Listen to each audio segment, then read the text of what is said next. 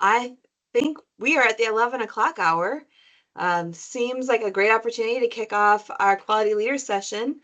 Um, Pleased and so excited to hear Jewel Coleman speak today about CMS and our updates to the survey process for skilled nursing facilities and nursing homes.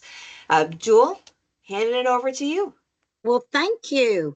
I hope y'all can see the slide. And basically, I'm going to answer that question that I put on there for you. CMS 2026 updates and survey changes. Are you prepared? No, because we never know exactly what they're going to hit us again with in the darkness of night. We come back and there may be something totally different. Our objectives, and please keep this in mind as we go throughout this talk here. Recognize that there are changes, and if I had to have one key word for this in total presentation, it would be change. But remember that change is a process.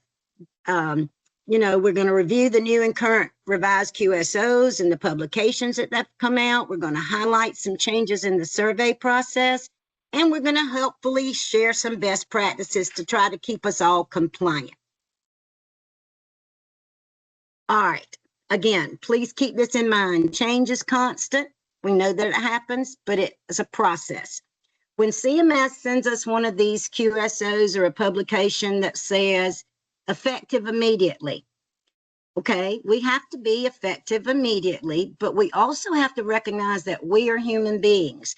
So we have gotten used, and this is just my little chart here, we've gotten used to that old status quo. Then all of a sudden, some foreign element comes in this case, it would be, an effective immediately QSO. And of course, you're going to be met with that resistance. Then everybody's going to be scrambling around in some chaos, and God help you if surveys coming in at that same time. Then we just sit down, calm down, get everything together, start transforming our ideas to how they're going to work in our facility, hopefully. And then we're going to put them into implementation, hopefully.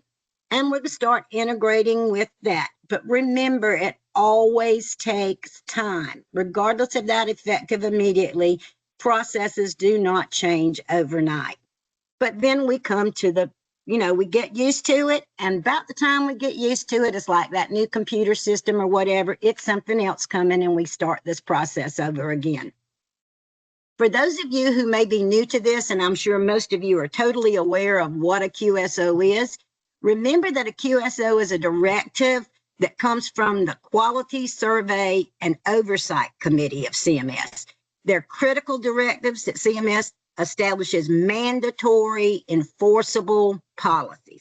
Again, it may say it has to start immediately, and yes, we could be fined if we don't have it in place, but again, it's a process. They address compliance, they enhance transparency, and I'm not going to read all this to y'all because y'all know a lot more about this probably than I do.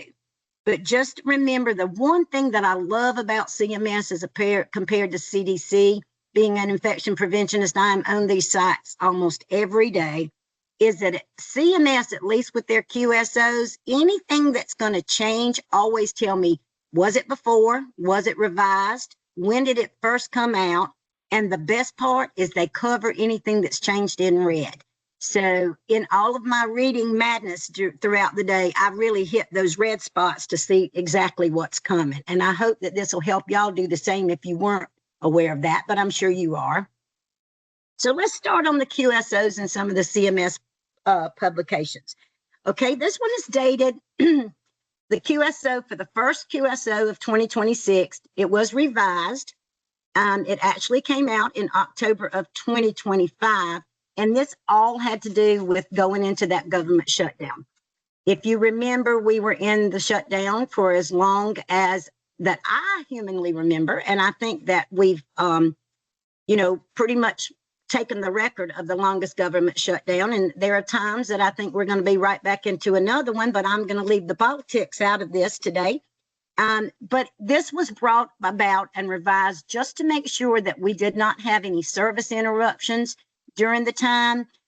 We did shut down federal surveys, but, and in that red down there in the QSO at the bottom, it says are not legally authorized to be performed. This refers to the federal surveys, not your state surveys. State is still going to do their thing if they can come in and do things, but it's a way to make sure that the essential functions of the survey process are not there. That was the change in this QSO. On November the 12th of 25, they put out another one, and this is QSO number 2 for 2026. This was basically saying that they were going to go back until October of 2025 when this shut down, and they were going to make it appropriate to go back retroactively to bill for whatever may have happened during that shutdown. It's appropriation. It's, again, remember that when our states come in to survey, that really goes to CMS, and CMS as our federal partners are over all of this, but it's just a way to make sure that our state groups did not get shut down during this process as far as what they were doing. Okay, QSO, this one came out in 23. It was the first one for nursing homes. And there again, if you know your QSOs, you see that the people involved in this one is your nursing home. It was revised. It was posted on January the 28th of this year, but remember this came about in 2023. It is committed to protecting the nursing home residents in the poorest performing nursing homes and holding these facilities accountable. That makes my blood boil a little bit, because some of what people on survey consider the poorest of nursing homes can sometimes be some of the brightest spots in a person's life. But basically, this is where we got what we're all hearing right now. And this could be a whole presentation in itself, where they changed their direction from looking at staffing and went to looking at falls. It is going to be a very interesting survey this year for those of you who have to be surveyed, because it's got a lot of new rules in it. Y'all will get a copy of this presentation, but we're going to dive a little bit deeper into this one. But the biggest part of this is CMS, when the states turn over their surveys, they're tired of seeing people show up and then get better. Compliance gets better just enough to either graduate from the program, but the next thing you know, they're right back on the SFF list, or either at least on the candidate list. And it's they're tired of the yo-yo effect of this. So this is kind of what brought this on after the OIG did a study on falls. They will do enforcement. This one's going to be tough. Like I said, the enforcement is going to be different. There are even threats, and I'm not sure, I don't think they've happened yet in my state, in South Carolina, but they are terminating people from the program. And I think one of the biggest things about this, and we're going to, like I said, we'll dive a little bit deeper into it, is it's going to be a 3-year period now. And if you have 2 surveys back to back, if you corrected one thing and it got, you corrected that F tag and you got off, and you got your money flowing back in, you were back to your admissions and everything was going well. But then the very next time they came in, because remember, an SFF has to be surveyed every 6 months. If they came back in on that consecutive survey and you were right back to where you were, the possibility of getting terminated. And I told Alyssa I'm not going to talk about money, but that was one of the biggest things, because it's costing CMS so much money. So they're extending that out. And as I said, we'll go a little bit more into what they've added and why it is the way it is. And this is my little slide to say we're going to take a deeper dive into this one. Special focus facilities. Now, this is when I want to point out to people who are maybe not as familiar with this as I have been over the years, and it took me a while to get my head wrapped around this. You can have a SFF list. You can have, depending on your population, the number of nursing homes in your state, you can have multiple candidates. It's very different to be on the actual SFF list as listed as a skill focused facility than it is to be on the candidate list.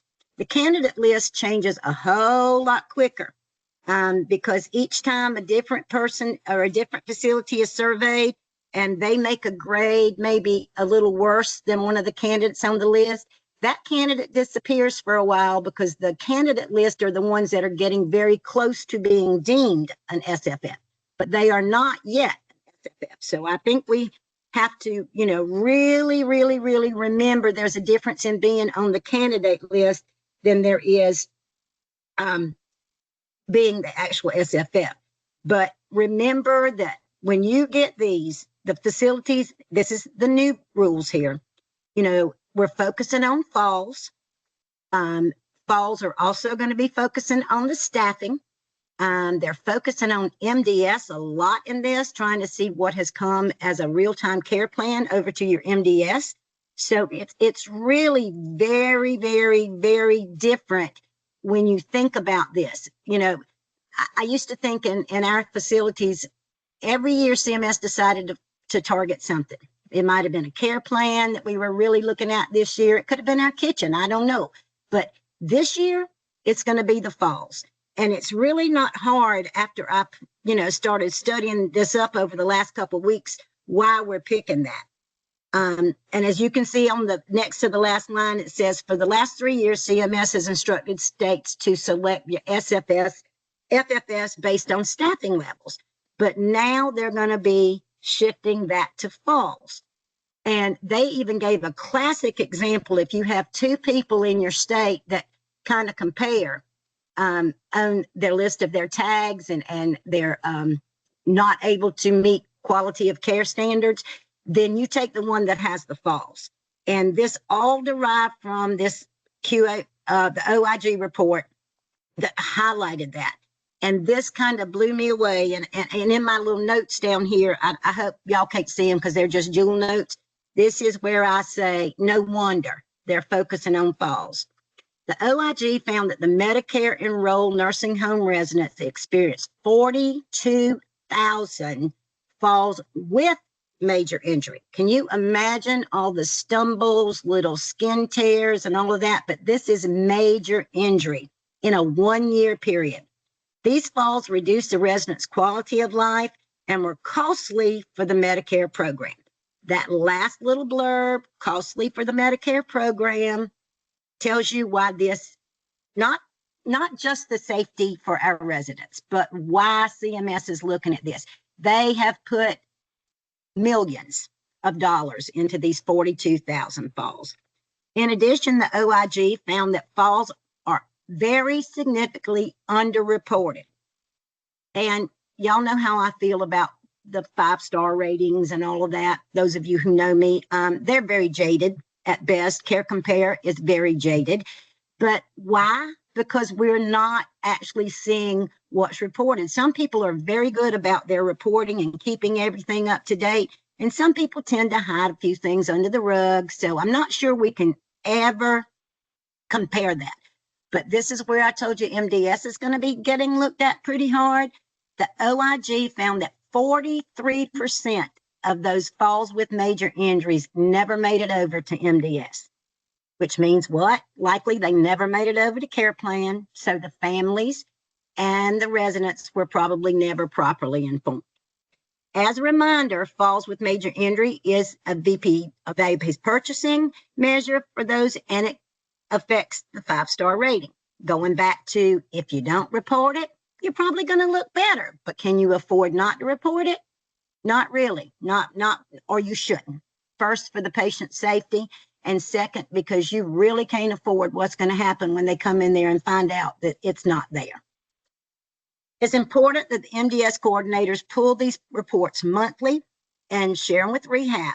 A lot of people think that your long-term care residents really don't need to go to therapy. And it's a way that we save money in some of our facilities not to introduce another rehab potential therapy, whether it's speech or whatever it is. But it can help them. It really can. And we've got a huge campaign going on right now over here with us about the fall prevention program. And we'd love to share that with y'all at a later time. Some of the risk are a decreased balance, inappropriate assistive devices, poor footwear, contractures, anything as simple as generalized weakness of that resident, improper positioning of that resident. But here's what CMS is telling us. It is going to be critical to identify any fall risk and mitigate them before they occur. I, I, I, I understand. I can understand all of this, but I've always told every resident that came into our facility where I was previously, I can't promise you that mama's not going to fall. I can't promise you that she's going to be disoriented and forget where she is and try to climb out of that bed before CNA, myself, or somebody can get to her. I can't promise you that, but I promise you we'll do the best we can. Now you're talking about through all of this, this is also when they've put in measures that you can't have side rails, you can't have this, you can't have that. So again, and Jules will note around here, no wonder we're looking at these falls. But I do want to say that our therapy departments can play a major role in helping, even if it's just increasing some weakness. So please make sure that we do include our rehab and therapy folks in this. And I did put the 2 QSOs down here just so if y'all can get more information about this. It is massive. The reconstruction of the SFF list and adding the falls is massive. And then the original OIG report is the second tag down here. So if you have a chance to read that, I promise you it is going to be a lot more than what I highlighted here in this presentation. It's kind of scary, in all honesty. Okay, then I tried to put these in chronological order, even though it feels like I'm bouncing back and forth. They are in the orders in which they were posted. On January the 30th, we had a new QSO. It was the third QSO for the year of 2026, and it was specifically targeted for nursing homes. CMS is replacing following guidance in Chapter 5 of your state operations manual, revision to immediate jeopardy priority definition, and that was a doozy for me, and clarification of off-site investigations. CMS has updated and revised also Chapter 7 of your state operation manual and includes survey team composition, survey procedures, plans of correction, survey revisit, or whether they're going to do a paper review on the off-site visits. This is the biggest one here for me, a lot of them off-hour survey. In the state of South Carolina, and I really have not checked for the other states, but I don't know if it's a federal rule or state rule, so y'all forgive me for not having that knowledge. But in South Carolina, 5% of our state surveys that reported to CMS have to occur on an odd time, just so we have some weekends, some nights, or whatever. They are increasing this, probably looking at the data that we've seen come out so far. They are really stressing now up to 15 to 20% of off-hour surveys coming in the middle of the night, coming in on a weekend. I promise they probably won't come in on a holiday, but I can't really make that promise because it might tell you a little something different. But can you imagine, and I've been there, can you imagine when you get a call at 12:30 in the morning from your night nurse and they're like, Jules, survey just walked in the building. Well, I hope you call the administrator first. How far did you get down the call chain before you got me? Well, I don't know, but you need to come on. This is going to happen, y'all. Get used to it, because going back to that word change, it is changing. Enforcement, oh my gosh, the amount of civil monetary penalties are coming. They still will be looking at your nurse staffing waiver to see if you have one. They're going to actually put that as an F tag. Disposition of civil monetary penalties. I did see this morning I just told you I read everything that comes out. I usually start first thing in the morning. We're something like $18 million behind on collection of CMPs. When I say we, the United States. So they're asking CMS to revamp, looking at the CMPs to see where we go. And then how far that will fly, I don't know. Federal civil penalties, Inflation Reduction Act, the informal dispute process, independent internal dispute resolution. They're really looking at that when they're doing resident interviews this year to see if you got an arbitration agreement. So again, lots and lots of change. Additionally, all of this that originally was found in Appendix P a lot of this has been moved over to Chapter 7. If you're anywhere close to being in your survey window, please take a chance to look at these new regulations. And I've put your your hot spots, your highlights to get to these things. One of the things you really want to study are your critical element pathways, because a lot of those have changed. QSO 04 to the nursing homes as well, because this says all. So this covers all of us. It bounces back to the shutdown, because if y'all remember, again, that was a long process, and it basically told us what was essential and what was considered non-essential. Again, this is directed at the federal government, and most of our surveys are done by the state. In addition to them requiring off hours, my understanding from my friends that work over in CMS world is that they are also going to be pulling a larger percentage of federal surveys to go in after state. I feel sorry for every state. I'm going to claim South Carolina here and say that I hope this doesn't really happen a lot in my own state. But get used to the minute you get out of one, possibly seeing the feds come in to do another one, because that's being talked about very, very much. Okay, we had our first publication, not a QSO, on March the 11th. It does include long-term care, and this comes from the Emergency Preparedness Group, and it's massive as well. I think most of you know this, but just as another one of those jewel bits of information, in order to be certified as a state, as a Medicare, Medicaid, CMS facility, you have to initially pass at least a minimum of 3 surveys. One is your health survey, one is your emergency preparedness survey, and one is what we called here our fire and life safety or life safety code survey, to even get to be accepting federal money. So this is why this includes all of us here. A review of the emergency preparedness for several reasons. COVID was strictly enough. And then we had the floods, and then we had the fires out in California. We had lots and lots of true disasters. And the government found out that we, not just in the nursing home, but we overall did not have our emergency preparedness ducks in a row. And it is a good time to look at that. I pulled the 5 top penalties for that across the nation, but it is a good time. Again, I know I'm sending y'all off on this duck hunt to find all these things that have changed that I'm only highlighting for you, because I feel like you need to get the full details on this. But this is a great time to go back to Appendix Z and look up, and your state Appendix Z of your state operations manual, and look at this, because geographically, based on what you may be seeing, they are different for every state. And remember, it's probably a pretty much, I won't say that it's a southern thing versus a northern thing or anything like that, but it is geographical.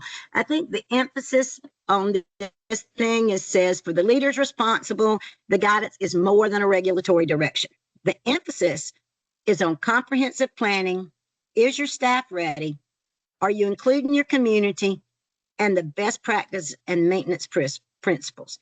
You know, I've gotten to the point that I'm like, a fire drill is nothing to me. A real fire, I hope our department comes and we can get it handled real quickly. But it's some of these other things that we have absolutely no way of being able to anticipate or fix that make you wonder what it is. Remember, some of the things that we don't ever even talk about could be a natural disaster, it could be a chemical spill, it could be a foodborne illness, it could be a run of infectious disease. There's so many things that you have to be prepared for that it's hard to really keep up this. But I think you'll find it interesting in what we end up getting tagged with more than anything else. There are no regulatory changes in Appendix P for us in our nursing homes, but they still included us in the all call category. because they've seen, enough discrepancies maybe that we didn't get tagged, but they saw a lot of potential for this. There will be very much more increased survey interest in this and the possible citations in this. And the top 5 long-term care survey deficiencies for emergency preparedness is meeting your testing requirements. For those of you who've been in this for a long time, you know that means at least a tabletop and then a live presentation. It's a lot. It's something all in and by itself. And then the second one was, did you do that annual review and did you update it on your emergency plan? The third one, and I think we saw this very much during the hurricanes that hit North Carolina and the floods, the power source for long-standing emergencies. We all have our generators. Hopefully they're going to kick on and help us out. But what happens when the infrastructure has been destroyed, the roads, the bridges? How are we going to get help for this long-term standing emergency and long-term power source? And then the substantive needs for the residents and the staff. This is where those directives came back in some of those first QSOs that we talked about making sure you don't have a break in your supply chain, making sure that you have potable water, making sure that you have enough quick and ready rations. It's a big one. And so that one doesn't surprise me that it's in the top 5. And then I was really hurt to see this one, the EP training program. But it just reminds me that no matter what you write, no matter how many levels it goes up, it goes from you to your county level, from your county level to your community, out to the state, and on up to the feds. It can be a beautiful program written in the best of intentions, and something like an emergency, because we don't have any control over this, is going to slip through the cracks. But remember, you have to train your staff. That goes without saying on any of these things. If you as an administrator, or I as a QAPI, or me in whatever role I'm functioning in, if I know it and I don't help train everybody else on it, then I've just shot myself in the foot, because it's the training of your staff that really, they're the ones that are going to be hit front line with this, and they have to know how to respond in this. The hyperlink down there at the bottom for long-term care facilities is asked for Tracy. They have a ton of tools, a ton of checklists. Like I said, this could be a whole nother presentation again, but please take a look at these highlights so you can get what your facility may need out of them, or just for your own common use. Okay, now we come into how all of this has changed survey. This is my time to say, because I always say this in any presentation that I do pretty much regarding anything, is that you cannot practice to survey. You have to make survey essentials a part of your everyday process. You have to have it down to that being your status quo, as we saw in Jules' little graph that she likes so much about when it becomes ingrained in your head. If you practice only to survey or get ready when you're in that window, then you're cutting your residents short. Every day, this is their home. We work in their home. We need to be ready to take care of them every day, up to not just the regulations, but to the quality of care that they need. So with that little Jules survey blurb, we'll move on to what has changed. The critical element pathways, the process of the long-term care survey process. This one kind of hit me hard, because to me, this one I thought would have been common sense. But, I've learned that common sense is not necessarily involved in everyday life anymore. The number one critical area pathway that is changing because of what's been found throughout our country is the respiratory care and the critical element pathway. I thought that would have been pretty easy, because we do have some facilities that are still allowing smoking. Yes, we should know how to use our oxygen safely. I guess the nurse in me doesn't understand as much as I should, because I'm thinking everything from a nursing standpoint, and I have to remember sometime to get out of my nurse brain and think through somebody else's eyes. But added distinctions are going to be made. This is in signage. This is in your policies. These are all over. So get ready to look at these policies and get ready to revise them. You have to distinguish between whether you're a smoking or a non-smoking facility in the term of oxygen safety. The biggest thing about this that hit me when I really went delving and studying into this is it's also talking about your workers that may run out behind the building to smoke. So that's a biggie too. So think about that as we go in there real quick. You will put up in your smoking facilities, there'll be no smoking signs because of the oxygen on all the doors. Again, I thought that was something that was always done, or on the room, even if you're a non-smoking facility where you may store your oxygen. And then in your non-smoking facilities, it has to be at all entrances and oxygen storage doors. So again, I guess I thought in my world this was covered, but apparently it's not from all the research that's been done on this. And just remember, again, those of you who have been through survey know that when you get tagged on one thing, they're going to find another tag to put onto that. Both of these have turned into F tags. An automatic F tag, it's going to put you directly into extended survey. Remember that with the new changes.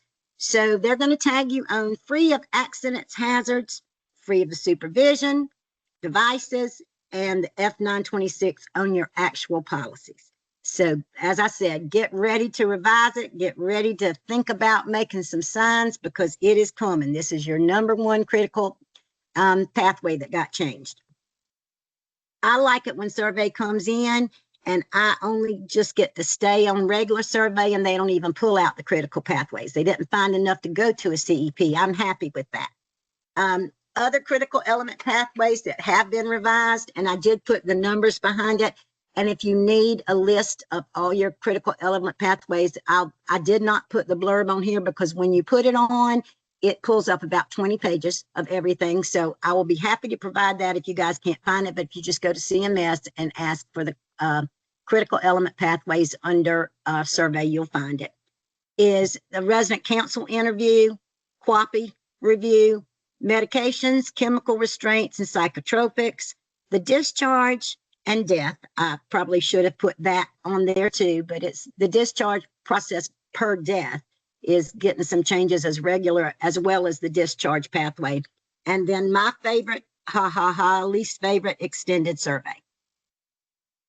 All right, here, number one was the update about the smoking. Number two is staffing data, and they have expanded that. You know, they keep telling me in one thing that they're not looking at staffing near as hard as they're looking at what, falls or medications or whatever, but then it comes right back up here. Surveys with staffing related complaints. You're going to see a lot of this on your complaint survey. And the biggest change to me on this, going through this, was they're going to go back as far as they want to other quarters, not just the one that you're in right then, not just the one that a complaint or concern may have been filed over, but they're going to look back at how you've handled this in the past. They're going to be wanting to know your recruiting efforts to bring more staff in. Like I said, survey as we knew it doesn't exist anymore. It's a brand new beast. They revised the closed record review because they are now asking our surveyors to find the best resident, not just, a lot of this is done, as y'all know, offsite before they ever come in to survey. But they're asking them to go through and find and investigate the best person for hospitalization, the best person for discharge, and the best person for death. Not just pull one of those three, but the absolute best one that they need to look at in a closed record.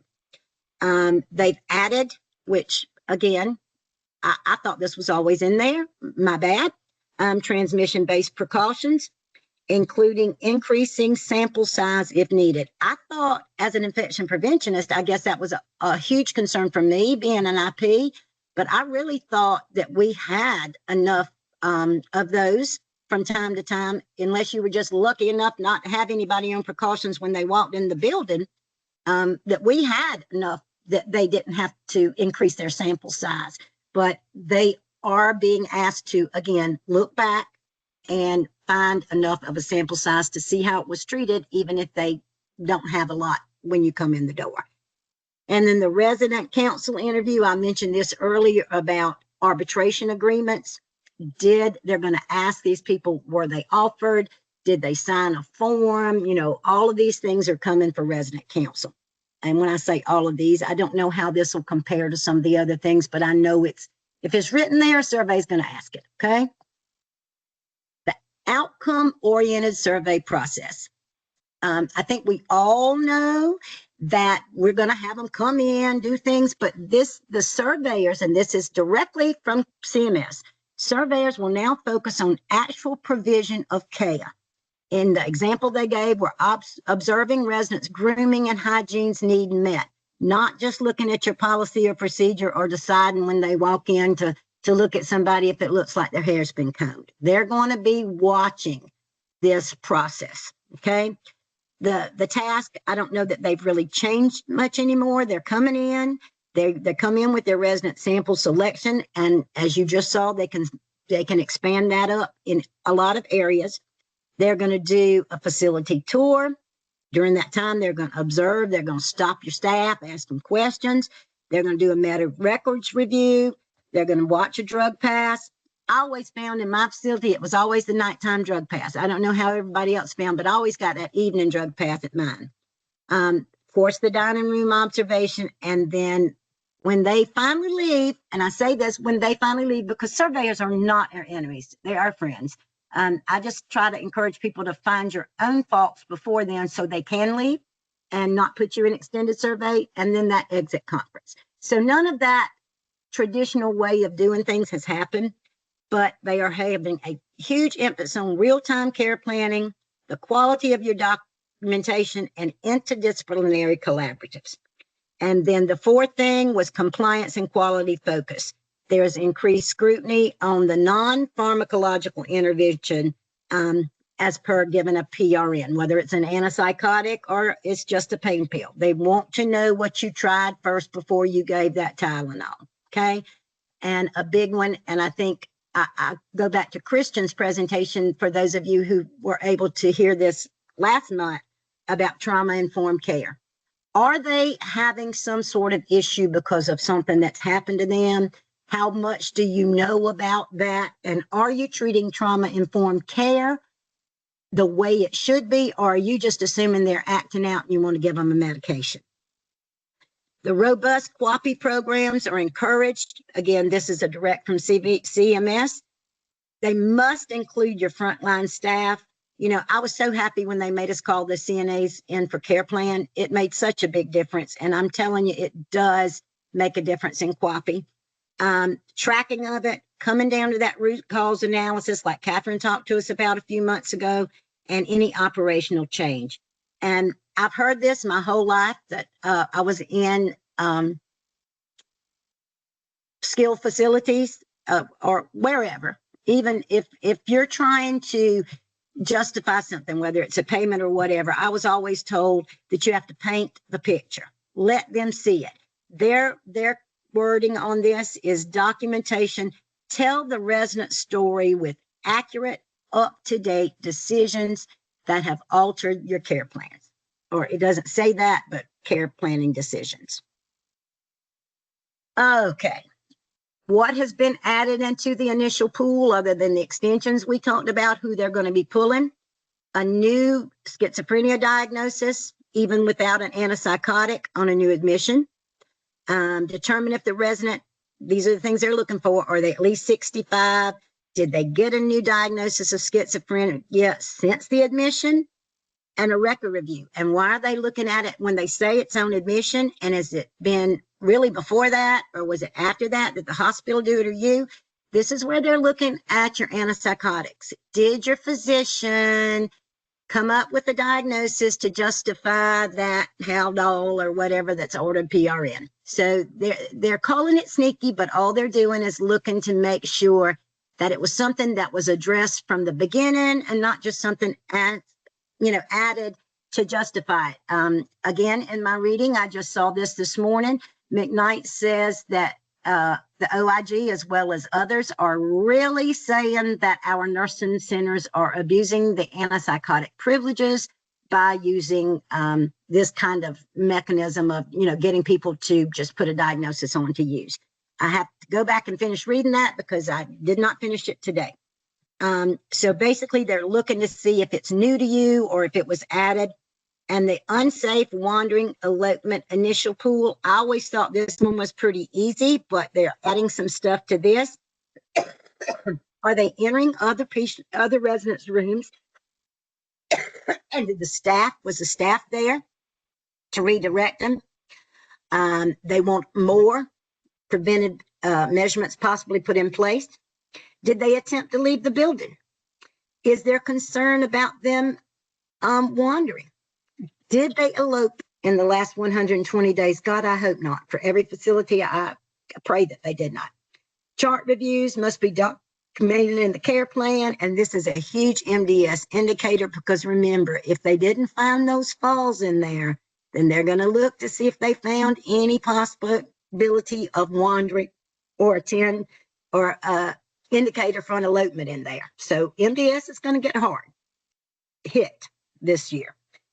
Make sure that it's documented in the care plan. Make sure that MDS knows that these pool areas are coming, and make sure that if they have to pull a CEP, critical element pathway, on this because they don't see it there, then you're going into extended survey.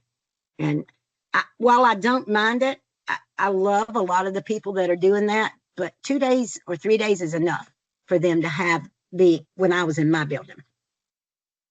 Here are the concerns that's out there right now that to me as a nurse, extended survey is now being linked to your facility assessment. That's a newbie. Your assessment better indicate that you have issues before they come in and find issues, before they put you in extended survey over a critical element pathway. They want to know that you've taken that into your facility assessment.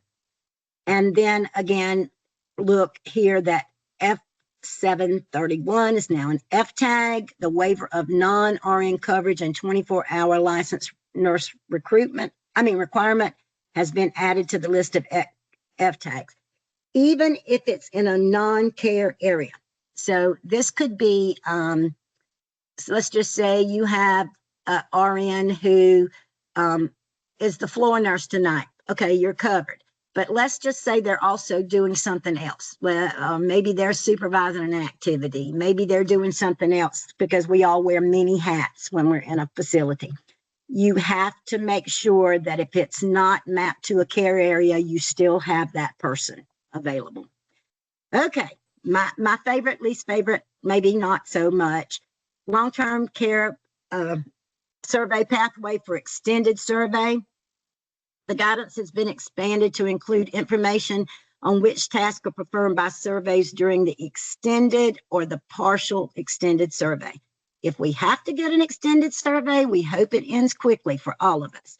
The task will include a larger sample of resident assessments, more so than in the standard, research survey or whatever you're going through, reviewing that staffing, even though they told us that we were kind of off the hook, investigation of any requirement of particular per your state agency.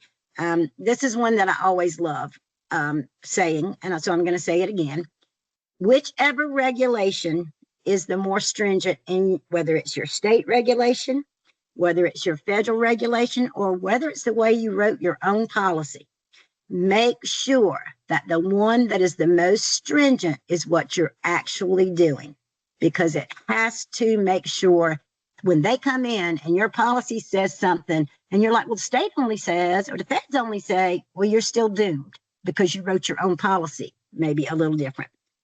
Reviewing your in-service training. They're going to want to see the logs. They're going to want to see the dates. They're going to be looking at whether annual training was done correctly or just they picked out a day and said, okay, everybody come. And then what about those that didn't come? They're looking for people that were absent that day and how long it took for them to show up for this training. And did they still get annual or were they a good 30 days out? Review of policies and procedures related to the requirements where deficient practices were identified. Again, they're going to come back and look and say, okay, your policy said this, and your state says this, and the feds say this. So why does this policy still say this? And you're not even following your policy. Okay, this was a blurb that came up just as interest, so y'all will know. We're ready or trying to get ready as quickly as we can, but CMS issued this on March the 13th. That was just last week, if I'm not mistaken. This is when your state agency directors will be orienting to this, as well as your state surveyors who are in a role. I just put this on there just to show you.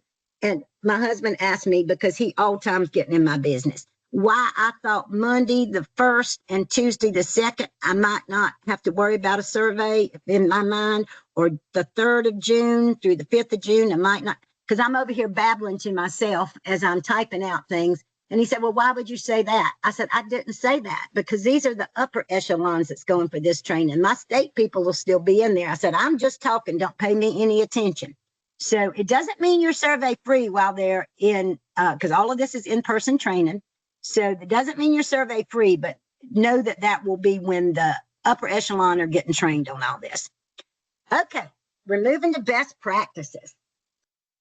I'm not even going to go through this, but it's really a good little symbol about timely reporting, things like that. We're going to just keep buzzing through what this is, but there are best practices. It goes without saying, but it's imperative that you do 3 things prior to your survey. You need to review and update any policy that may be affected by these updates. Again, I'm putting that safety and smoking in there because it caught me off guard, so I want y'all to be aware. Please, please, please train your staff and get them to feeling comfortable with these. And then the survey processes show up on your QAPI, that you're looking at it, you're taking it to heart, you're doing real-time care planning, okay? They want to see preparation for outcome-based improvements or assessments. They want to ensure that the care is consistently delivered and documented. No more of that yo-yo stuff. And then the things that they suggest is coming again from CMS is regular engagement with your QIOs, which is us and other people. Hiring an external consultant to come in and support your improvement. That's never a bad idea. People tell me all the time, well, Joel, we can't afford that. Well, can you afford that CMP that's going to be much bigger than what you can afford to bring one of us in? I mean, you have to think about it. This is the number one thing that people tell you, the subject matter experts, I should say, tell you to remember when you're talking about the best way to prepare. It's to have a mock survey. Do one right now. All of this addition to the falls prevention, look at your fall risk. Look at the risk factors. Do your staff training. Post-fall investigations. You got to follow up some kind of way. Did you put it into your QAPI? Are you risking it? Are you risk tracking? Are you risk tracking it? Look for these things during your mock survey. Any high risk F tag that's going to generate an F on your severity scope is going to get you into extended survey. Make sure your QAPI is being affected. You can't keep that one thing that you chose for QAPI for the last 3 years on there that you're still working on in your fishbone diagram and say, well, we're still working on that, because if there's something else, it's a bigger issue right now, you better have that involved in your QAPI. And CMS has said when they get around to doing anything, they at least want to see documentation that you are doing good faith effort. These changes, again, this is directly from them, changes aim to improve quality and oversight, but they also increase the risk of noncompliance if these policies, training, and documentation are not aligned with your updated guidance. So they're giving you warning. We're coming to look for this. Throughout the revised policy, CMS emphasizes that facilities must demonstrate good faith efforts to improve. Okay, what do they want to see? They don't want you to just tell them, well, we've really looked at this or we've added this to copy. They want proof. They want evidence. Did you bring in a consultant? If so, let's look at their records. Did you train your people? Is there documentation? Was everyone involved? They're going to look at your QAPI minutes to see if you brought it up there. They're going to look at outcome data. They want to see that a little progress has been made. And then they're going to look at your financial records to prove that you really invested in doing this. Go back to that story of, can I afford to hire a consultant? Well, can you afford not to? Because they're going to want to know, why didn't you? You know, I don't see the improvement here, so why didn't you? This is just what's out there right now that they're looking at. It's reviewing your nursing home antipsychotic policy. A lot of people are jumping for joy over this because it's 12 to 15 years in the making. But as you've heard through survey, they're already also saying we're still using way too many. So I don't know where this review is going to go. Alyssa and I talked about this, you know, a good bit since this hit. So it's going to be interesting where this one goes. It better be the right diagnosis, and it better not be added on once they come to your facility. I can tell you that. And then the biggest thing that hit at the end of the week when I was trying to finalize this, that came from Dr. Oz, and who is our whatever health secretary or whatever he is. I'm sorry, I don't do politics very well. I apologize if I called him by the wrong title. They have updated the news. When they initially posted, they were going to put 75 into 75,000 or 75 million, whichever it is, into the spending on nursing home staffing campaign. That has moved up right now. As of, I think it was yesterday, it's up to 200 from that 75. And I think this is great, but I also worry about how it's worded, the nursing home staffing campaign. You can campaign, you can put stuff out there. If you don't have the workforce to bring in, then you're still a little in the red. I would like to see a lot of this money here go to getting some of our CNAs that have been so proficient. They are my right hand, my eyes, my ears. I love my CNAs. I would like to see some initiatives to maybe putting them to school, trying to get them to, become a nurse. My LPNs, if they need an RN for coverage and an LPN's ready to go back to school, I've learned a lot from every person I've ever worked with, from the social worker down to the janitor. Nobody is beyond being able to move up the level with the right help. So I think that is good news. And I hope that some of this $200 million are going to be spent to take some of our, not just our high performing nursing homes, or not just the places that people cater to work to because they like the care given, but to put some money into the rural health initiative for this. Get us some help out here in these areas where we have very slim pickings to bring staff in, help them advance, and help them continue to do the good work that they are. I know y'all didn't ask for that, Jewel Blur, but you got it anyway. Again, change is a constant, but remember, cut yourself some slack because it is going to take time. And let's see what the next one. Oh, that's me. Yeah, most of y'all know me, but that's me. And then this is how to get in touch with us. We are now Constellation Quality Health. A lot of y'all still know us as CCME. And I put my email on that slide. And I don't know if we have a lot of time left, but I would certainly like to ask Alyssa to come back on here so I can hush, drink a swallow of tea, and see what your thoughts and questions are. Absolutely. Thank you so much, Jewel. I was taking notes as you were talking. Lots of different ideas that are swirling around in my head on how to get organized or how to tackle this, how to incorporate it into QAPI activities so that it's not overwhelming. We just take one bite at a time at this to get us where we need to be. Opening the conversation up to anybody else. Any other questions or thoughts that you have, or recommendations on how you're looking to approach this in your facilities? Feel free to unmute yourself or type in the chat if you have any thoughts. First of all, thank you so much, Jewel. You are an asset to all of us and so supportive. This is Patricia Stymack, so can't thank you enough. This was a great, great overview.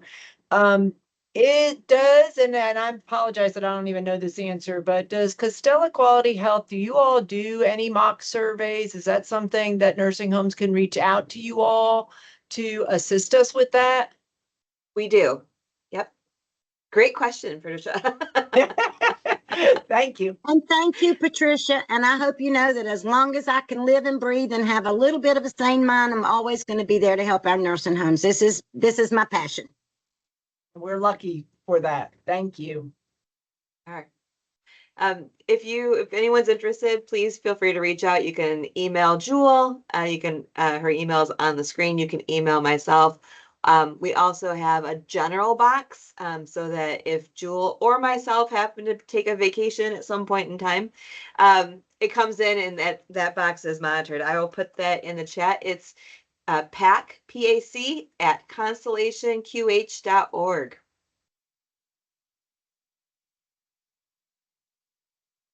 Great question. Any other questions or thoughts?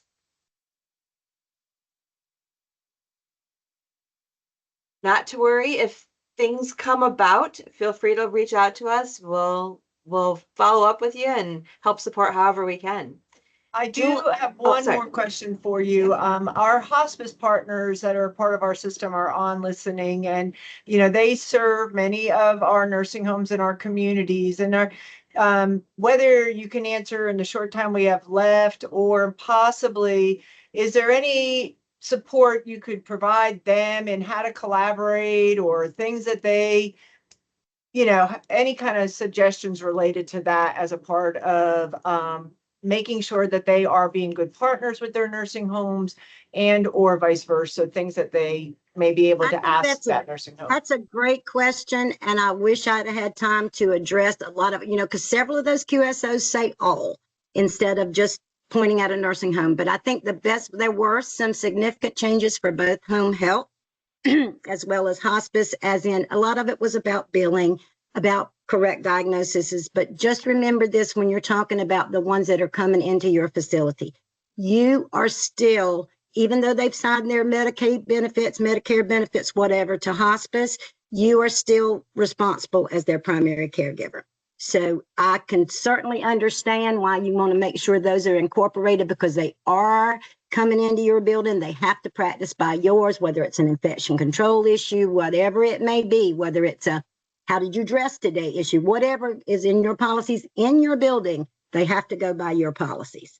So I will be glad. That's another thing we could do a whole nother talk on the things about our partners, but I will send you what I saw on that, Patricia. I'll just send it out to you, because just so you can share it with them, because I think it's important that we all know, but we're still the actual gatekeeper on that, even if they've signed their hospice benefits over to another group because they're living in our building.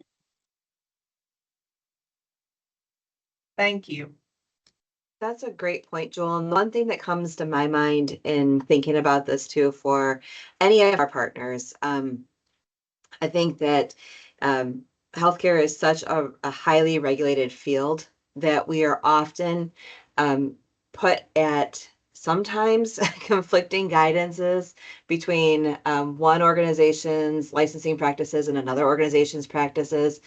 And so building those relationships is key. And hearing from the other person's point of view also helps us to find that common ground. I've had some amazing partnerships, and a couple of partnerships that weren't that great, that really, it was like inviting the surveyor's mom into the room to help resolve two fighting siblings. And so we want to just be able to understand that there are often opportunities where we can take that moment, hear what the other perspective is, and bring them into that problem solving approach, and just kind of laying it down of what are your challenges? Here are my challenges. How do we do this? And together we're going to both be able to support this initiative going forward. We want a win-win for everybody in a very complicated and can be challenging environment.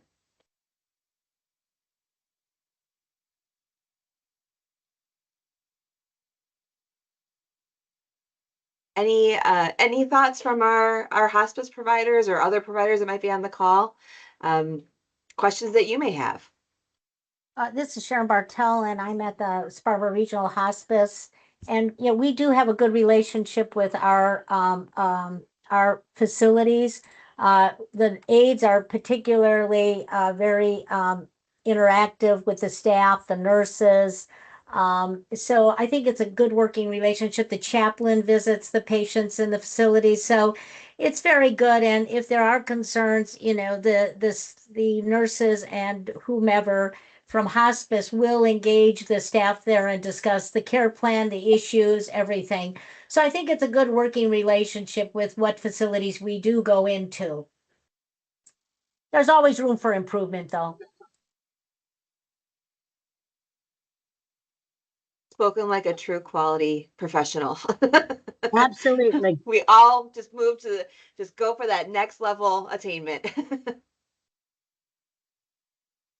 Well, I want to personally thank all of y'all for joining. I really appreciate the support. I really appreciate the fact that a lot of you don't tell me if you've already got all this figured out. I am so jealous of you because I'm still trying to figure it all out on a daily basis. So if y'all have something y'all want to share with me, please feel free to email me, call me, do whatever. I learn something every day, and I hope I continue to do that. As you know, I'm very passionate about our nursing homes. I know that there are other areas out there that are great. I did hospice work for a while, in one of the nursing homes. I just about taking care of people. It's a big passion, but I certainly want to thank you. I also want to remind you all, in case you don't, we're still testing systems over here sometimes. So if you didn't get something from us, we want to make sure you're covered. We do this the third Thursday of every month, have a quality leader session. Think about what you want to hear about. Think about what would help you in your facility. Chances are, if it would help you, it would help others as well. Think about something you would like to be talked about. Shoot me an email. Say, oh, Jewel, will you line up a speaker for this? Or is there somebody who can do this? Or I'm even going to ask again. A lot of y'all out there are subject matter experts. If y'all have something y'all want to bring to the table, you don't have to put together a PowerPoint. You can come in and sit down and talk to us about it. Show your skills. Bring them on. We'd love to have you.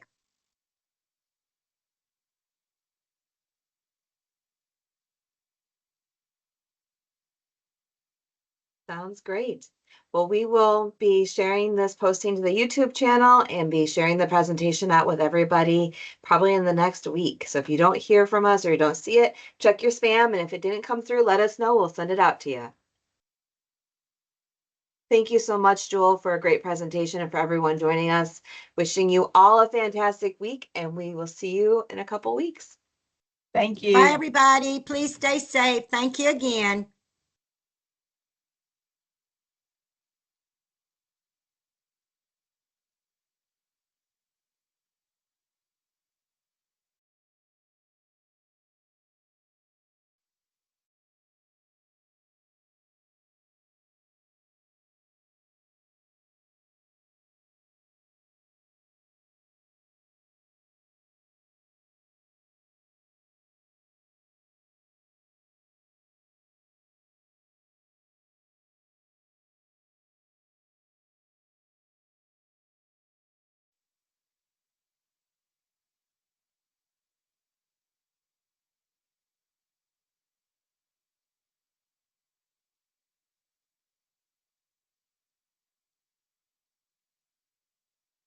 Sounds great. Well, we will be sharing this posting to the YouTube channel and be sharing the presentation out with everybody probably in the next week. So if you don't hear from us or you don't see it, check your spam. And if it didn't come through, let us know. We'll send it out to you. Thank you so much, Jewel, for a great presentation and for everyone joining us. Wishing you all a fantastic week, and we will see you in a couple weeks. Thank you. Bye, everybody. Please stay safe. Thank you again.